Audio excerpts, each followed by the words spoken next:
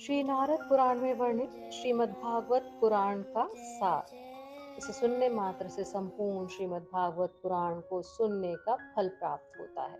इस अध्याय का विषय है श्रीमद् भागवत का परिचय, महात्म्य तथा दान जनित फल। ब्रह्मा जी कहते हैं, मरीचे सुनो।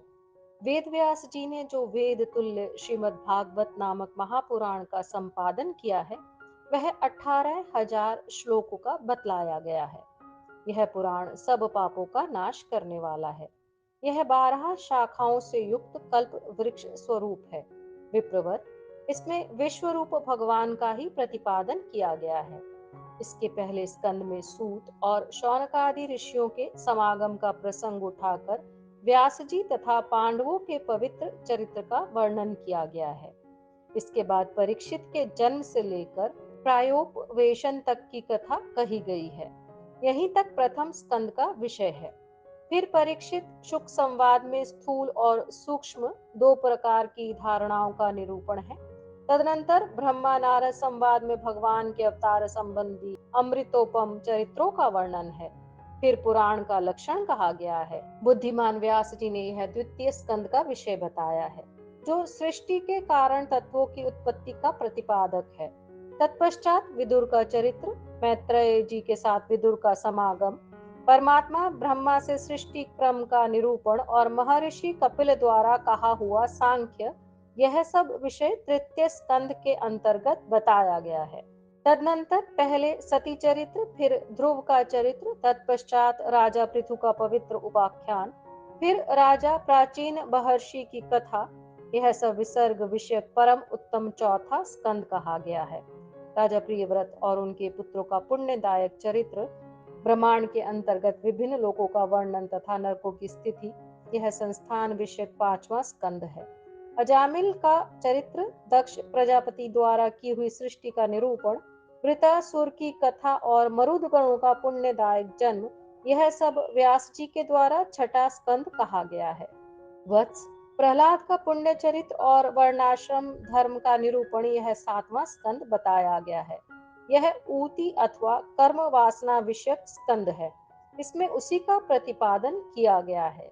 तत्पश्चात मनमंत्र निरूपण के प्रसंग में गजेंद्र मोक्ष की कथा, समुद्र मंथन, बलि के ऐश्वर्य की वृद्धि और उनका बंधन तथा मत्स्य अवतार चरित्र, यह आठवां स्कंद कहा गया है। महामते, सूर्यवंश का वर्णन और चंद्रवंश का निरूपण, यह वंशानुचरित विषयक नवा स्कंद बताया गया है।